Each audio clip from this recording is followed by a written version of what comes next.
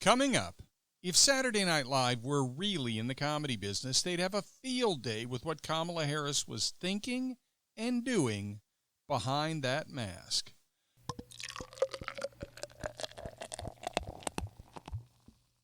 Welcome back to Political Spirits. I'm your host, Franklin Rye.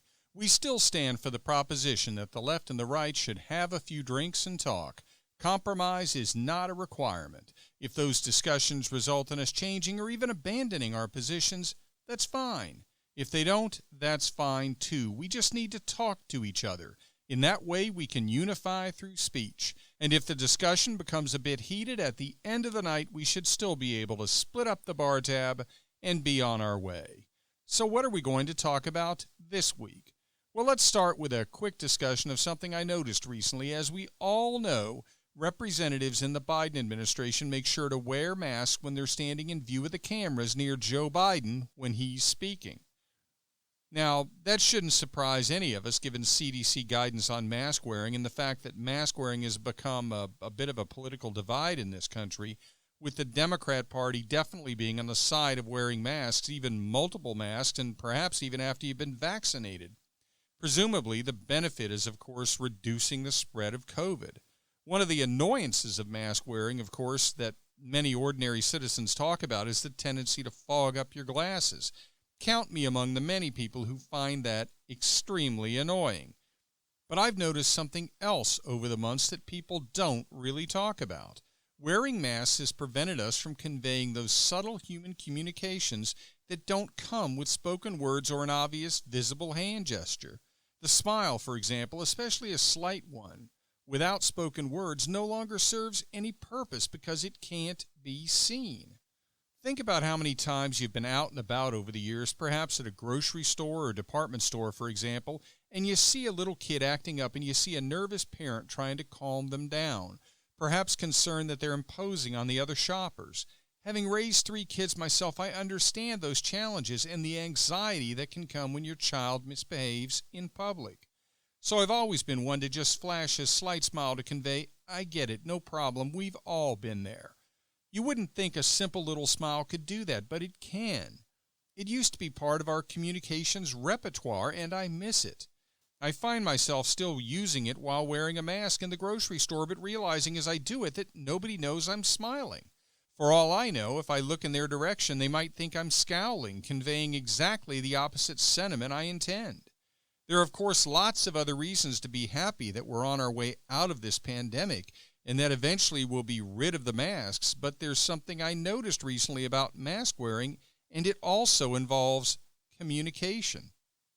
Did you see Joe Biden speaking on March 8 when he was announcing the nomination of 2 female generals?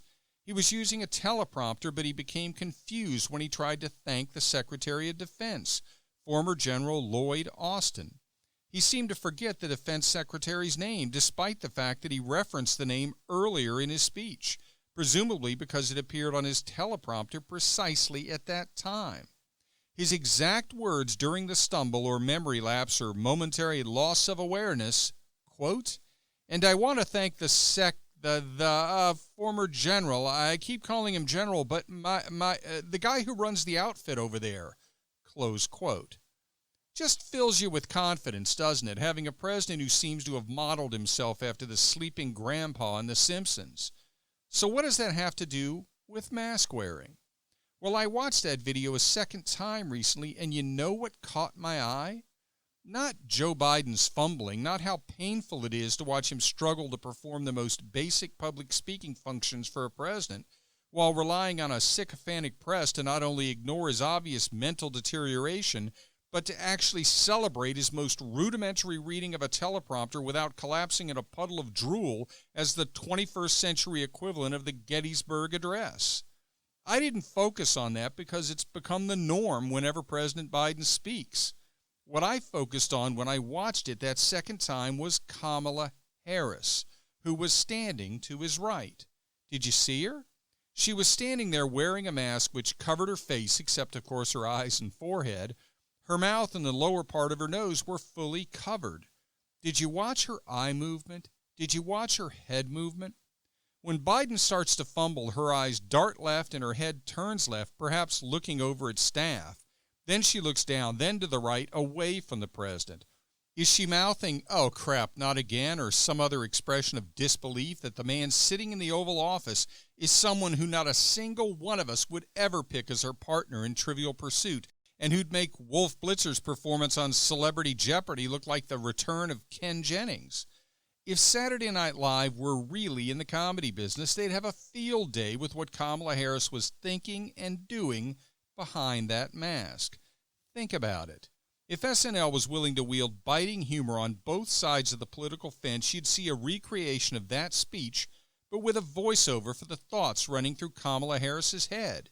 Quote, "My God, I guess I can't be picky about whether he puts the emphasis on the right syllables in my name. I just hope he doesn't call me Jill or Nancy. I wonder if I pulled that trick from Anchorman and slipped the wrong speech in the teleprompter, then maybe I could get him to say he resigns or admit to serial hair sniffing or that he actually owns a MyPillow. Close quote. But I don't see that happening, and maybe the White House will keep up the mask wearing for even longer than we expect, if for no other reason than for fear that without masks, Tucker Carlson would hire a lip reader and focus on what Kamala Harris mutters when Biden speaks and the masks are off. Now that would be fun. Next topic. Welcome to Nevada, comrade. Did you see what happened to the Democratic Party in Nevada recently? If you've been listening to all the commentators on the left claiming the Republicans are exaggerating the socialist tendencies in the Democratic Party, exaggerating the party's overwhelming move to the left, and the increasing evidence that the Democratic Party is transitioning in terrifying ways, then you wouldn't have seen it coming. But it did come in a big way. Socialist candidates supported by Bernie Sanders won every one of the Democrat Party leadership positions, led by Judith Whitmer, who had the backing of Sean Navarro, the co-chair of the Las Vegas Democratic Socialists of America. You might remember that I raised some red flags in this podcast about radical local politicians around the country. Certainly we've all read and watched with shock and dismay as local politicians in places like Seattle and Portland expressed animosity towards local businesses and others practicing capitalism, and instead favored destructive extremism which jeopardized those businesses. And I focused on Candy Sidibaka, a city commissioner in Denver who's an avowed communist. She's publicly stated she believes in, quote, community ownership of land, labor, resources, and the distribution of those resources, close quote. And she is, quote, excited to usher it in by any means necessary, close quote. Got that? That's full-on communism. And she wants to usher it in by any means necessary. Think about that. That is far more of a threat than anything President Trump was accused of doing. But there she is, a full-on communist sitting on the city council of one of the top 20 cities in America in terms of population, and you never really hear about it, except from sites like Political Spirits. But what about Nevada? What's coming now? Well, now that the Democratic Party in Nevada is controlled by socialists, the staff that was in place all resigned. The traditional Democrats all resigned. What does this portend at the federal level? Well, we've seen Joe Biden go for leftist positions repeatedly. He's trying to keep his left flank happy. But they're going to ask for more, and eventually it's going to blow up. The Democratic Party is much more divided than we're being told. After all, the bulk of the news media has no interest in speaking truth to power if the party in power is the one they support. But eventually it's going to become so apparent that even they can't ignore it. How long that'll take remains to be seen, but the longer it takes, the closer we get to the 2022 midterms, the more high stakes those divisions will be. Next topic. The dictatorial tendency. So given that we started this episode talking about COVID-related restrictions, specifically masks, let's wrap it up by talking about the restrictions in general and what they can lead to. I've talked to a seemingly endless number of people who've been shocked by what happened with government in the wake of COVID. the extent to which government leaders, particularly, but not exclusively, Democrats, have eagerly endorsed radical restrictions on our individual freedoms has been startling. I've witnessed the authoritarian tendencies of many politicians for decades, but even I was surprised by how easy it apparently was for many mayors and governors to support and then mandate stay-at-home orders and closures of massive numbers of businesses around the country, and in some instances micromanaging to an absurd extent what could be done by individuals and what could be done by businesses. See, for example, Democrat Governor Gretchen Whitmer of Michigan and her absurd prohibition of the use of boats driven by outboard motors, but allowance of boats paddled by oars. Now, we're constantly told to follow the science, but I'm hard-pressed to even conceive of a scientific study reaching the conclusion that COVID is repelled by the presence of a canoe being paddled at 3 miles an hour in search of that elusive brown trout, but inexplicably attracted to a bass boat ripping across the open water at 70 miles per hour in search of the legendary largemouth. And no, I'm not talking about a search for Governor Whitmer. This is the same governor, by the way, who banned the sale of seeds because of COVID. Now, whether it came from a wet market or a laboratory, COVID did not come from seeds, so that's not what we're talking about. Governor Whitmer actually prohibited buying seeds, like seeds for beans or pumpkins or radishes. You can't make up this lunacy. So why am I going on about this? Much of the absurd micromanagement of our lives around the country has been relaxed or lifted entirely, and not just in states like Florida, which limited the restrictions and then lifted them incrementally but much sooner than most major states, and South Dakota, which never really locked down at all. The reason I'm going on about this is because of the corrupting influence of power. When political leaders started adopting these absurd restrictions, when they started thinking that their power now included the ability to micromanage people's lives, in many instances without even going through the approval process with the legislative body, it set a dangerous precedent. Government officials have to understand they derive their power from the consent of the governed, and that their power is limited. With each new stay-at-home order, with each new curfew, with each new travel restriction, with each new prohibition of operation of businesses other than those deemed essential, with each new mask mandate, with every closed beach and park and swing set in school, the message understood by government officials, especially those with authoritarian tendencies, which in these times by far tend to be on the left side of the political spectrum, is that their power isn't limited. Is that limited to America? Absolutely not. That unfortunate message has been received by far too many government officials in far too many places. The latest evidence of that fact?